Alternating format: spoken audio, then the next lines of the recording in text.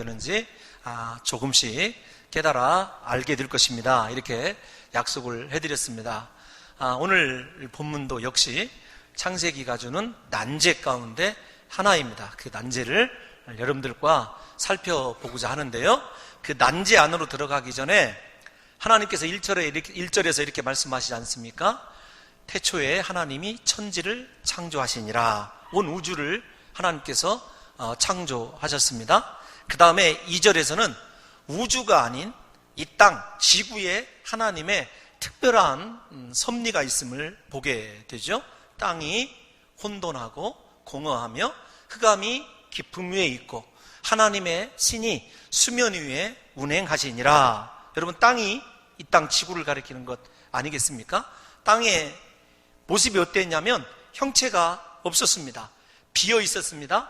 깊은 어두움만 있었습니다. 그러함에도 불구하고 생명의 태동을 위하여 생명의 능력이신 성령께서 그 지구를 감싸고 계셨습니다.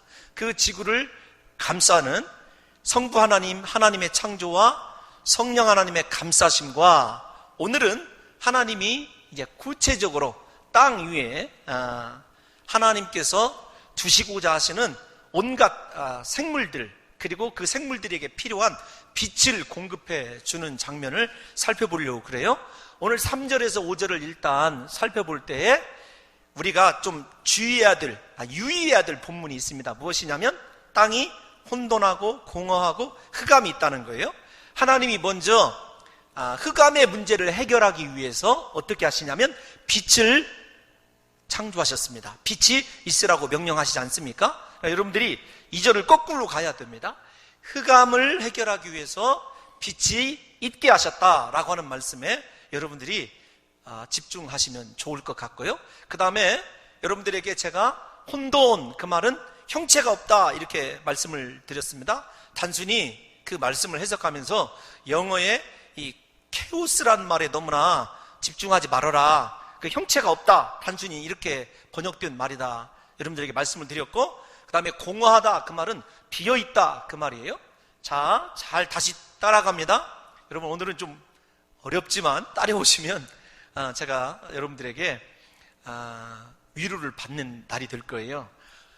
흑암을 위해서 첫째 날 빛을 창조하십니다. 그런데 혼돈, 여러분 형체가 없는 그것과 공허, 비어있는 그것을 주님이 어떻게 해결하시냐면, 창조가 며칠 동안에 진행이 되죠? 6일 동안, 엿새 동안 창조가 진행이 되고 제7일 안식일에 하나님이 쉬시지 않습니까? 그런데 여러분, 엿새 동안 창조하는 과정이 첫째 날에서 셋째 날까지는 혼돈을 위한 것이고, 그 다음에 넷째 날에서 여섯째 날까지는 공허를 위한 것입니다. 다시요, 땅이 혼돈하고 공허하다, 흑암이 깊음 위에 있다, 그 흑암을 제일 먼저 해결하시는데, 혼돈, 형체가 없는 것을 위하여 하나님께서는 첫째 날에 형체를 만드십니다. 첫째 날, 둘째 날, 셋째 날까지 예를 들면서 설명을 할게요. 그러니까 첫째 날은 이렇게 설명을 하면 어떨까요? 첫째 날에서 셋째 날까지는 형체를 만드시고, 넷째 날에서 여섯째 날까지는 여러분 비어있는 것을 채우시는 과정인데, 첫째 날과 제가 오늘 몇째 날을 같이 읽어드렸죠? 넷째 날이 대꾸입니다. 하나님이 빛이 있으려나 말씀하시고 빛을 창조하시고, 그 빛을 구체적으로 발할 수 있는 해, 달, 별, 그것이 넷째 날, 그렇게 여러분 혼돈과 공허가 끝이 납니다. 그러면 둘째 날은 무엇을 만드시냐면 하늘과 바다를 만드셔요. 그러면 둘째 날과 대꾸를 이루는 것이 몇째 날이 해야 되죠? 넷째 날 이후에 당연히 다섯째 날이 되어야 되는 것 아니겠습니까? 다섯째 날은 하늘과 바다에 사는 생물들을 주님이 만드셔요. 그러면 세 번째 날은 여러분 몇째 날과 대꾸가 되어야 되죠? 여섯째 날과 대꾸가 되어야 되는 것이 되어야 됩니다. 그러면 여러분 잘 생각해 보십시오. 셋째 날, 형체가 없는 것을 위해서 주님이 묻히 땅이 드러나게 하십니다. 그 다음에 여섯째 날은 땅 위에 사는 동물과 식물과 모든 생물을 창조하십니다. 그러니까 여러분, 하나님의 엿새간의 창조는 땅이 혼돈한 것을 위해서 첫째 날에서 셋째 날을 사용하시고, 땅이 공허한 것, 비어있는 것을 위해서 넷째 날에서 여섯째 날을 여러분 주님께서 시간을 할애하신다는 것을 염두에 두고 따라오면 첫째 날에서 셋째 날은 하나님이 형체를 만드신 날이구나, 그 다음에 넷째 날에서 여섯째 날은 그 비어있는 곳에 하나님의 섭리를 따라서 생물을 채워넣는 그런 기간이구나, 이걸 아시면서 첫째 날, 넷째 날, 둘째 날, 다섯째 날, 셋째 날, 여섯째 날, 이렇게 여러분들이 함께 댓글을 읽어서 성경을 읽어보면 분명하게 들어옵니다. 그래서 저도 강의를 할 때 오늘 첫째 날과 넷째 날을 강의했습니다. 다음 주, 그 다음 주까지 아니면 진행이 될지도 모르겠는데 자우장 2주를 계획하고 있어요. 그러면 둘째 날 할 때는 몇째 날을 함께 강의를 할까요? 다섯째 날. 여러분 정말 수준 있는 교회예요. 그럼 마지막 하나만 더 묻겠습니다. 셋째 날, 땅에 관해서 할 때는 몇째 날과 함께 할까요? 여섯째 날. 이야, 대단합니다. 이제 그러면 창세기 강의는 끝이 났습니다. 이걸 이해하면, 믿음으로 이해하면 되거든요. 그러니까 성경이 그냥 쓰여져 있는 것이 아니라는 거죠. 이렇게 하나님께서 창조의 순서를 정하신 것을 보면 사람이나 식물 그리고 동물을 창조하시기 전에 그들이 아름답고 행복하게 살 수 있는 환경을 주님이 먼저 환경을 만드신 것을 알 수 있습니다. 그리고 그곳에 적절히 살 수 있는 생물들을 하나님이 창조하신 것이죠. 그런 의미로 보게 된다고 한다면 우리 인생도 하나님께서 그냥 뚝 떨어지게 하신 것이 아니라 우리가 살 수 있는 모든 것을 다 갖추어 놓으신 이후에 우리를 특별히 맨 마지막에 지으셨어요. 그 과정을 보게 되면 하나님이 우리를 얼마나 사랑하시는지를 생각하게 되고, 우리가 그 창조의 말씀으로 우리의 영이 하나님의 거룩한 영광의 빛 안으로 들어가게 되면 첫째 날에서부터 여섯째 날에 창조된 그 모든 것들이 다 나에게 다스림 받고 복종하게 되고 하나님의 거룩한 명령에 따라서 우리가 가는 곳마다 생육이 일어나고 번성이 일어나고 축복이 일어나게 되는 역사가 있게 될 줄로 믿습니다.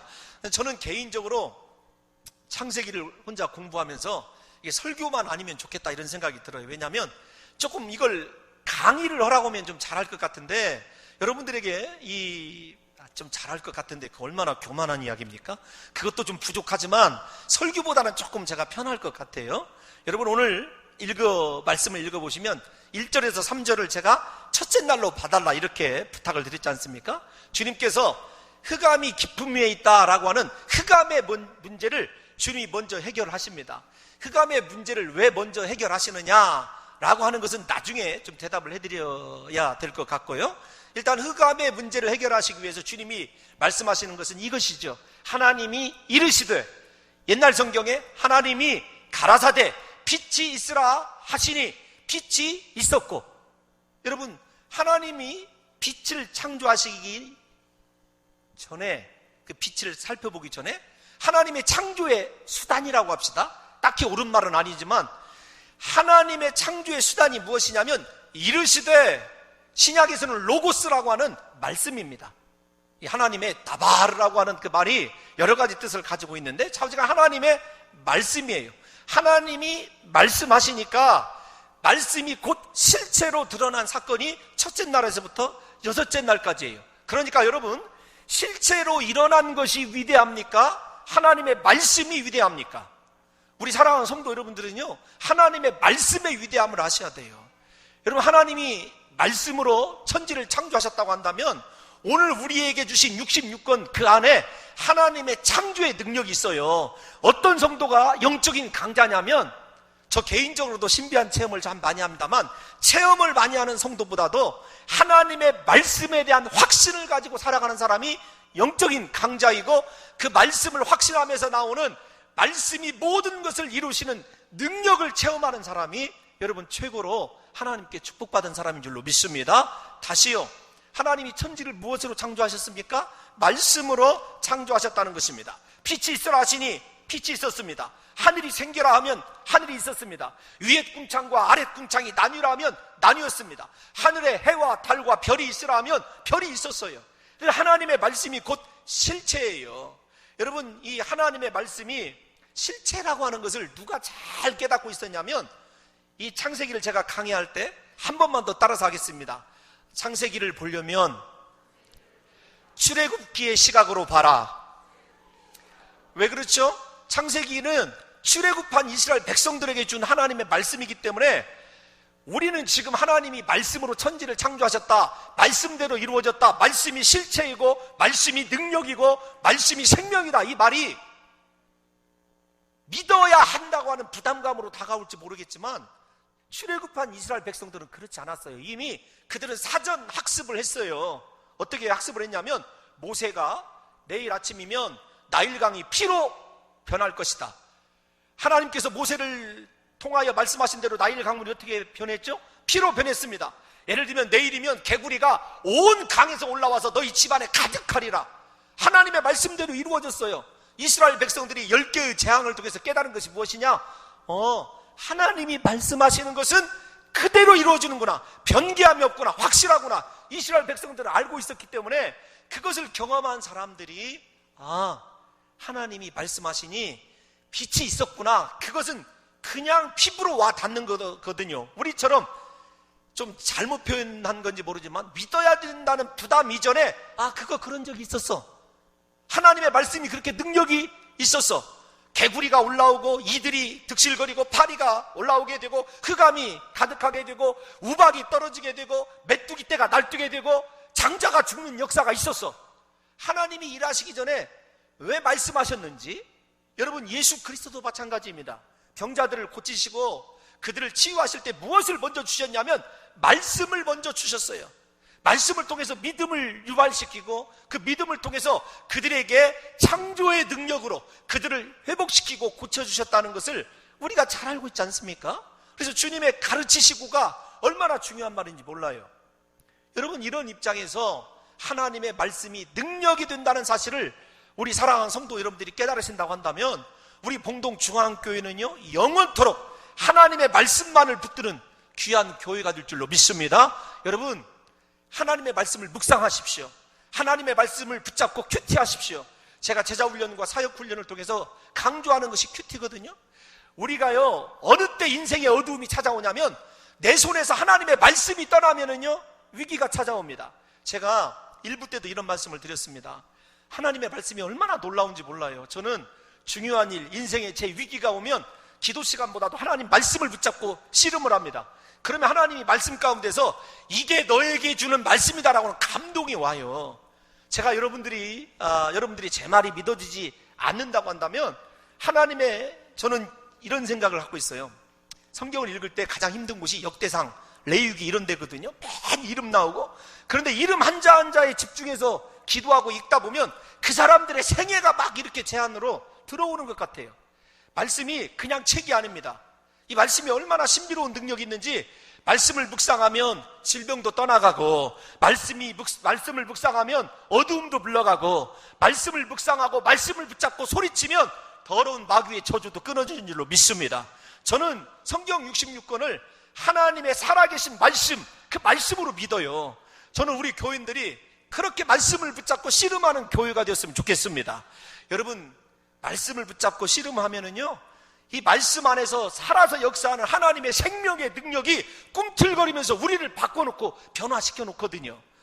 여러분들에게 제가 참 시간이 가지만 제가 경험한 두 분의 권사님이 계십니다. 한 분은 두 분 다 글을 모르시는 분인데 저에게, 목사님 하나님이라고 하는 글자 좀 써서 벽에다 붙여주세요, 그런 분이 계셨어요. 이거 실화입니다. 제가 하나님을 벽에다 이렇게 써서 크게 붙여줬습니다. 여러분, 그분이 그 다음에 목사님 색연필 좀 사다 주세요. 색연필을 사다 드렸거든요. 그분이 하나님만 이게 동그라미를 치시면서 성경을 읽었어요. 여러분들이 생각할 때 그분에게 아무런 변화가 일어나지 않았을 거라고 생각이 들지 모르겠지만, 그분이 성경을 그렇게 하나님을 찾고 끝내는 순간 글이 눈이 떠졌어요. 나머지 글자도 읽게 되었을 뿐만 아니라 더욱더 간증은 그분이 기도하는 문제가 해결이 됐어요. 여러분, 제가 알고 있는 우리 교회에 와서도 성경을 그렇게 읽으신 분이 문제를 해결받으시고 지금은 너무도 기쁘셔가지고 저한테 전화를 하십니다. 목사님, 이제 우체국에 가서 다른 사람에게 주소 써달라고 부탁하지 않아도 되는 것이 인생의 행복입니다. 내가 지금 내 나이 85세인데 인생의 행복을 지금 깨닫습니다. 무엇 때문에요? 말씀에 집중하고 말씀을 읽으시다가. 여러분, 제가 다시 한번 우리 장로님들은 제 신앙의 삶을 조금이라도 아시는데, 저는 교회가 위기든지 개인적인 인생에 위기가 오면 말씀을 붙들고 말씀을 묵상합니다. 어떤 성도들이 제일로 귀한 성도들이냐면, 하나님의 말씀, 쪽성경을 들고 다니면서 하나님의 말씀을 손에서 놓지 않는 성도가 여러분 복 있는 성도이고, 우리가 어느 때 시험에 드는 줄 아십니까? 물론 기도가 끊어져도 시험에 듭니다. 그런데 하나님의 말씀을 하루라도 묵상하지 않고 말씀을 읽지 않는 성도에게서 여러분 이상한 일들이 일어나요. 제발 말씀으로 돌아가시기를 예수님의 이름으로 축원합니다. 말씀을 붙잡고 선포하십시오. 여러분 가정에 문제가 생깁니까? 말씀을 소리내서 낭송해 보십시오. 정말로 신비한 일들이 일어나요. 제가 질문을 받았습니다. 목사님, 성경을 읽고 싶은데요, 이해가 안 가요. 여러분, 성경은 이해가라고 읽는 것이 아니라 감동되라고 읽어요. 아무 내용 몰라도 괜찮습니다. 읽어보십시오. 그러면 그 말씀 속에 기록되어 있는 예수 그리스도의 능력이 여러분의 삶 속에 무엇으로 온다고요? 이해가 아니라 감동으로 역사하게 되는 줄로 믿습니다. 여러분, 천지를 말씀으로 창조하셨다고 한다면요, 그 말씀은 지금도 살아있습니다. 그 지금도 생명의 능력을 가지고 있고 창조의 능력을 가지고 있습니다. 우리 봉동중앙교회가 온 성도들이 이번 한 주 기도하시면서 손에서 하나님의 말씀이 떠나지 않는 귀한 역사가 있으심으로 말미암아 말씀에서 나타나는 생명의 능력, 창조의 능력이 이번 한 주간 동안에 우리 성도들의 모든 문제를 다 풀어놓는 역사가 있으시기를 예수님의 이름으로 축원합니다. 그러면 왜 말씀으로 천지를 창조하셨느냐? 다시요, 성령이 지구를 감싸고 있었고 하나님이 말씀을 수단 삼아 천지를 창조하셨어요. 말씀이 무엇이냐라고 하는 것을 여러분들에게 이해시키기 위해서는요, 신약 성경, 우리가 지난해 3년 동안 강해한 요한복음으로 돌아가 봐야 됩니다. 요한복음 1장 1절에서 5절 스크린을 참조하시고 함께 읽어보도록 하겠습니다. 시작.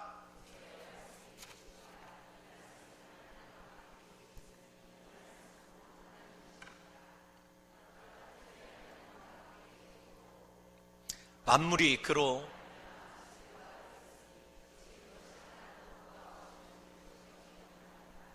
그 안에 생명이 있었으니 이 생명은 사람들의 빛이라. 빛이 어둠에 빛이 돼 어둠이 깨닫지 못하더라. 아멘.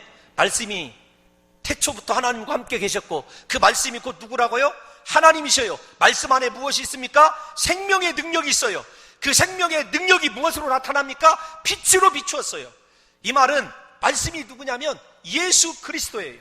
하나님께서 태초에 천지를 창조하는 과정 속에 성령 하나님의 생명을 또한 붙들고 계심이 계시고, 그 성령 하나님이 말씀이신 예수 그리스도가 선포되는 순간에 여러분 천지를 창조하는 능력이 되었다는 사실을 믿으셔야 됩니다. 성경이 그렇게 기록하고 있지 않습니까? 여러분, 오늘 본문의 말씀에 보면 예수님이 말씀으로 역사하시고 태초부터 하나님과 함께 계셨던 분임을 요한복음이 증거하고 있습니다. 요한복음 1장 14절 다시 한번 읽어볼까요? 말씀이, 시작. 말씀이 육신이 되어 우리 가운데 거하심에 우리가 그의 영광을 보니 아버지의 독생자의 영광이요 은혜와 진리가 충만하더라. 여러분, 말씀이 예수님이십니다. 우리가 말씀을 읽고 말씀을 사모하는 건 예수님을 읽고 예수님을 사모하는 거예요. 다시 한번 강조드리고 싶습니다. 사랑하는 성도 여러분들이요, 말씀을 사모하십시오. 말씀 안에 기록된 모든 능력과 기적과 축복이 우리의 것이 될 줄로 믿습니다. 왜냐하면 말씀이 신실하신 예수님이기 때문에 그래요. 예? 예수님은 하나님의 독생자이십니다. 그런데 그분이 어떻게 존재하시냐면 말씀의 형태로 존재하십니다. 말씀이신 예수님 안에는 생명이 있습니다. 이 생명은 사람들의 빛입니다. 예수님 안에 있는 생명의 빛이 사람들에게 비추었지만 사람들이 예수 그리스도를 거부했을 뿐만 아니라 십자가에 못 박혀 죽게 했다는 사실을 저와 여러분들이 잘 알고 있지 않습니까?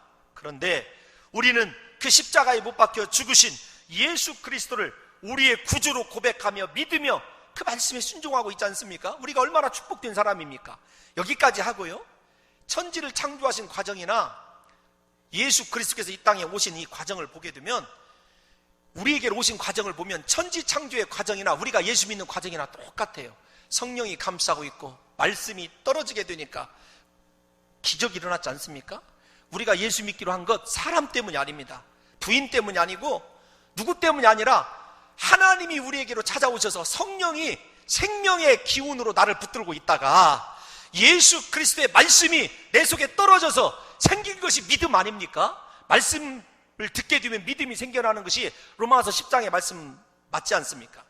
여러분, 우리가 이런 입장에서 보게 된다고 한다면 지구를 생명의 기운으로 감싸고 계실 때 말씀이신 예수 그리스도의 능력이 질서정연하게 천하 만물을 창조하신 것처럼 우리가 예수 믿게 된 과정도 그러하다는 거예요. 우리가 예수 믿게 된 거예요, 세상 사람과 달리 하나님의 역사인 줄로 믿습니다. 창조 전부터 하나님께서 우리에게 성령을 보내주시고 예수 믿기로 작정되어 있기 때문에 우리에게 말씀이 들리는 것 아니겠습니까?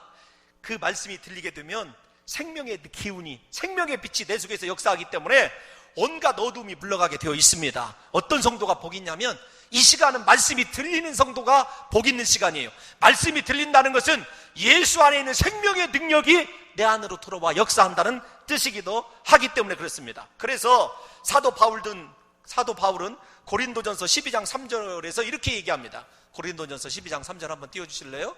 시작. 그러므로 내가 너희에게 알리노니 하나님의 영으로 말하는 자는 누구든지 예수를 저주할 자라 하지 아니하고 또 성령으로 아니하고는 누구든지 예수를 주시라 할 수 없느니라. 우리가 예수 그리스도를 주라고 고백하게 된 것, 성령의 역사가 있었다는 사실을 깨달으셔서 사랑하는 성도 여러분들이요, 여러분들과 함께하고 계시는 성령님, 그 성령님이 창조의 능력으로 내게서 역사하실 수 있도록 말씀으로 선포하시고 말씀을 사모하시고 말씀이 예수님이심을, 생명의 능력임을 믿으시기를 예수님의 이름으로 축원합니다.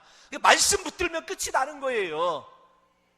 인생의 위기 가운데 있는 성도들이요, 사람 찾지 마시고 말씀 붙들시기를 예수님의 이름으로 축원합니다. 제가 병원에 있으면서 위기지 않습니까? 기도를 못하니까 하나님의 말씀을 붙들고 읽어요.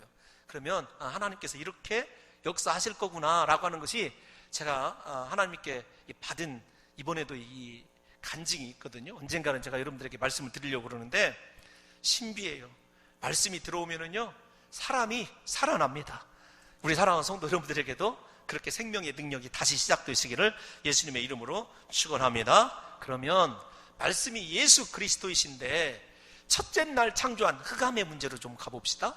빛이 과연 어떤 거냐? 여러분, 가장 신앙생활하면서 왜 창세기 1장이 전쟁터냐면, 아니 첫째 날 빛을 만드시고 빛과 어두움을 나누시고 낮과 밤을 나누셨는데 14절부터 넷째 날에 왜 또다시 해달별을 만들어야 되느냐, 이거 궁금해 본 적 없으십니까?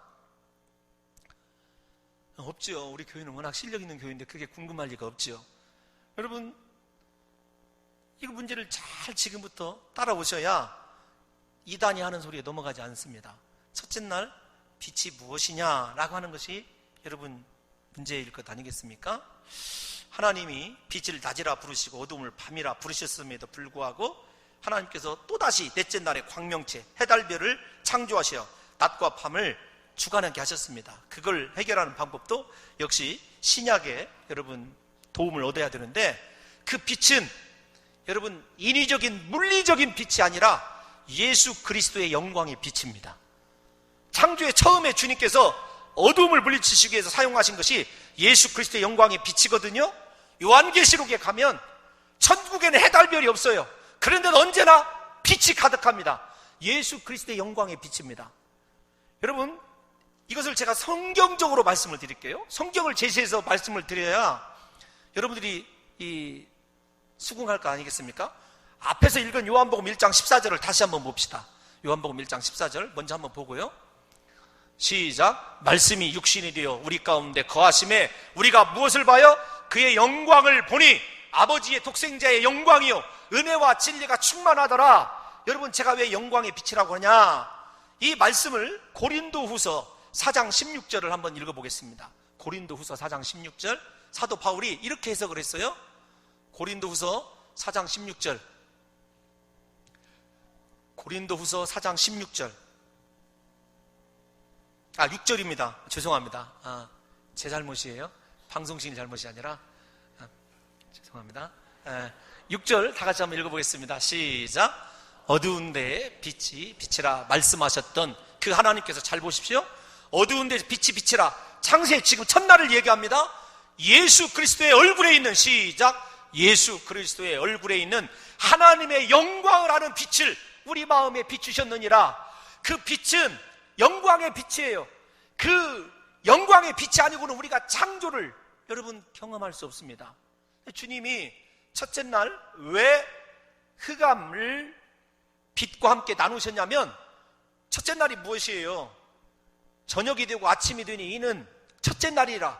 흑암이 나쁜 의미의 흑암이 아닙니다. 저녁과 아침을 통해서 하나님께서 시간 안에 창조하신 날이라고 하는 개념이 움직여야 되는데, 그 개념을 움직이시기 위해서도 빛이 필요했지만, 여러분 왜 성경 신약이 첫째 날 창조된 것을 영광 혹은 빛이라고 얘기하냐면, 저는 합해서 영광의 빛이다, 예수 그리스도의 얼굴에 있는 영광의 빛이라고 말씀드리냐면, 창조가 다 예수 그리스도의 영광을 위해서 예비되었기 때문에 그래요. 창조되는 영광 그 속에, 첫째 날 빛 그 속에, 빛으로 오신 예수 그리스도 그 속에 무엇이 있냐면 십자가 구속의 은혜까지 다 포함되어 있는 거예요. 여러분, 사람의 제일 든 목적이 무엇이죠? 사람을 왜 지으셨습니까? 우리를 왜 만드셨죠?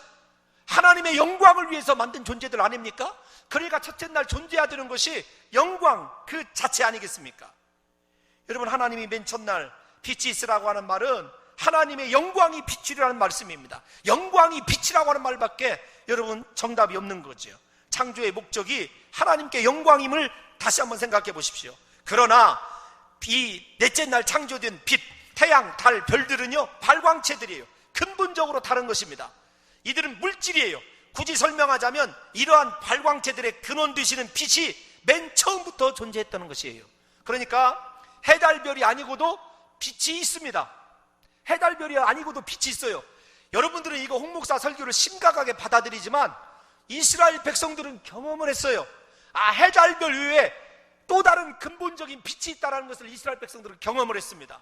여러분, 출애굽기 10장 21절에서 23절을 함께 읽어봅시다. 시작. 여호와께서 모세에게 이르시되 하늘을 향하여 내 손을 내밀어 애굽 땅 위에 흑암이 있게 하라. 곧 거듭을 만한 흑암이리라. 모세가 하늘을 향하여 손을 내밀매 캄캄한 흑암이 3일 동안 애굽 온 땅에 있어서 그동안은 사람들이 서로 볼 수가 없으며 자기 처소에서 일어나는 자가 없으되 온 이스라엘 자손들이 거주하는 곳에는 빛이 있었더라. 할렐루야. 여러분, 하늘을 가리켰어요. 모세가 지팡이로 태양이 빛을 잃었습니다.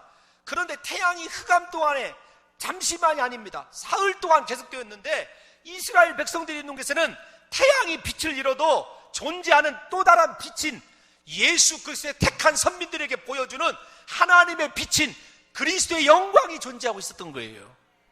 여러분, 그래서 이 창조 원리를 보면서 하나님이 이스라엘 백성들에게 얘기하는 건 뭐냐면, 너희는 제발 피조물들로 살지 말아라는 거예요. 그것들 없어도 너희에게는 내가 빛이 되어주고 내가 생명이 되어주고 내가 너희에게 능력이 되어주리라. 이게 예수님의 메시지거든요. 우리 사랑하는 봉동 중앙교회 성도들이요, 우리가 정말로 건강한 교회를 만들기 위해서는요, 제발 이 땅의 것들 때문에 예수 그리스도를 여러분 섭섭하게 해서는 안 된다는 거예요. 빛이신 그분이 나와 함께하며 나를 하나님에게로 인도하는 한 내 인생의 저주는 흑암은 없는 줄로 믿습니다. 여러분, 그렇기 때문에 해, 달, 별이 떨어지거나 뭐 그럴 일은 없겠지만 떨어지거나 온 세상이 흑암으로 뒤덮여도요, 예수 믿는 자들에게는요 천국에서 빛나고 계신 영광의 그 빛 예수 그리스도가 우리 가운데 들어오게 되는 역사가 있게 될 줄로 믿습니다. 제가 우리 교인들에게 여러 번 간증을 해서 참 이게 죄송한 말씀이에요. 근데 새로운 성도들에게 말씀을 드리면, 저희 딸아이가 6살 때 늘 금식하며 가정예배를 매일 드리거든요.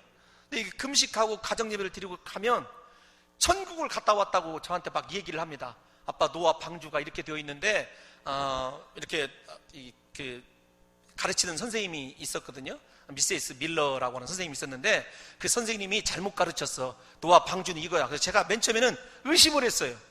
근데 나중에 가보니까 애가 요한계시록에 있는 이야기를 너무도 정확하게 이야기를 하는 거예요. 근데 어느 날 예수님과 놀고 왔대요.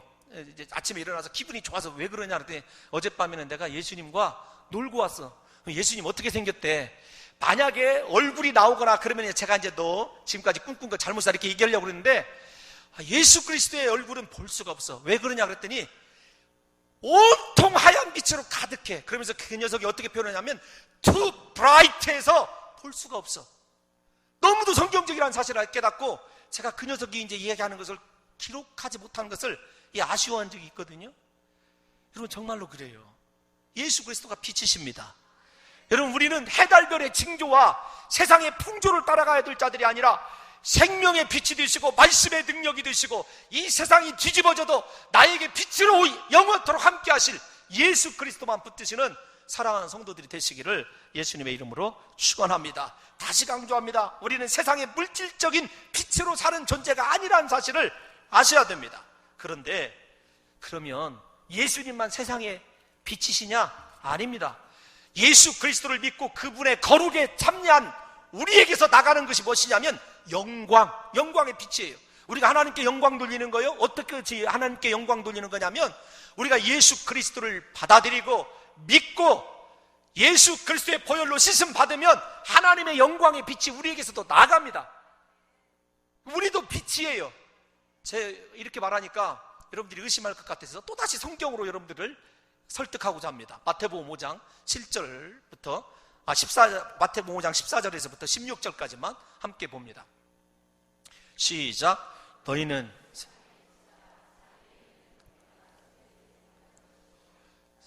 등불을 켜서 말 아래에 두지 아니하고 등경 위에 두나니 이러므로 집안 모든 사람에게 비치느니라. 이같이 너희 빛이 사람 앞에 비치게 하여 그들로 너희 착한 행실을 보고 하늘에 계신 너희 아버지께 영광을 돌리게 하라. 아멘. 하나님의 영광의 빛을 세상에 돌려놓는 방법이 뭐냐면 빛이신 예수 그리스도가 내 속에 들어왔다면 내가 예수님 닮아야 된다니까요. 내 행실이 착한 행실이어야 됩니다. 예수 믿는 사람 나와야 되고 신앙생활에 왜 주님이 빛과 어둠을 나누셨냐면 우리는 빛에 속한 자들이에요. 예수님께 속해 있으면 예수님의 말이 나가야 되고 예수님의 행위가 나가야 되고 여러분 예수 믿는데 교회에서는 거룩한 신자 같은데 밖에 나가면은요 기가 막힌 세상 사람이에요. 목사가 첼로 고통받을 때가 그때입니다. 하나님 어떻게 해야 이거 홍 목사 책임 같거든요. 여러분 우리가 빛으로 사는 방법 빛이신 영광의 빛을 나타내는 방법이 뭐냐면 예수님 닮은 변화예요. 이스라엘 백성들은요 끝까지 6일 동안 진행된 창조의 기적만을 요구했어요. 하나님 이것도 주시고 저것도 주시고 하나님이 그들에게 주신 건 얘들아 내가 너를 불러낸 것은 너를 세상의 빛으로 하여 광야에 행진하는 동안 가나안에 들어가는 동안 믿지 않는 모든 족속들이 너에게서 영광의 빛을 발견할 수 있는 변화됨이다. 이스라엘 백성들이 변화됨이 무엇이죠? 말씀의 순종함 아닙니까? 말씀에 순종하면 변화되게 되어 있고 행실이 예수님 닮게 되어 있는 것 아니에요? 여러분 빛이신 예수 그리스도를 믿는다면서요 우리 안에서도 빛이 나가야 되고 우리가 세상의 빛이라고 주님이 말씀하셨다고 한다면 우리의 언행 심사가 어떻게 달라져야 될지를 생각하셔서 여러분들 봉동중앙교회 다니는 줄 사람들이 다 알지 않습니까? 우리의 착한 행실이 빛의 능력입니다. 우리의 행위가 능력이에요. 여러분 제가 다음 주에 흑암이 나뉘는 거 다시 한번 이 말씀을 드릴 터인데 주님이 어두움과 빛을 나눠놓으신 이유가 뭐냐면 너희는 다시는 어두움으로 들어가서는 안 된다는 거예요. 예수 믿고 변화되어야 되죠. 이스라엘 백성들은 변화되지 못했기 때문에 계속해서 창조의 기적을 원했습니다. 주님이 주시기를 원하신 것은요 구원의 능력이에요. 변화됨의 능력입니다. 예수님 시대 바리새인들도요 예수님에게 표적 창조의 기적 6일 만에 끝난 그것만을 요구했습니다. 예수님이 주시기로 한 것이 무엇이죠? 너희에게 요나의 표적밖에는 보여줄 것이 없노라. 십자가의 죽음 아닙니까? 우리가 십자가 지는 삶 살아야 될 거 아니에요? 그러면 창조의 기적을 능가하는 6일 동안에 그 창조의 기적을 능가하는 내가 변화되고 내 고집이 꺾어지고 열등의식이 사라지고 내 안에 있는 죄의식이 사라지고 내 속에 예수 생명이 있어서 내 삶에서 예수 그리스도의 향기가 세상에 나가는 것을 보는 것이 하나님의 영광인 줄로 믿습니다. 여러분 저는 우리 교회가 그랬으면 좋겠고 제 삶이 그랬으면 좋겠고 우리 성도들의 삶이 그랬으면 좋겠어요. 여러분 제가 어두움과 빛이 하나님께서 낮과 밤이 나뉘었다 그랬을 때 여러분들은 그거 믿어야 되는 부담이 있지만 이스라엘 백성들은요 경험한 거예요. 한번 봅시다. 출애굽기 14장 19절 20절 시작.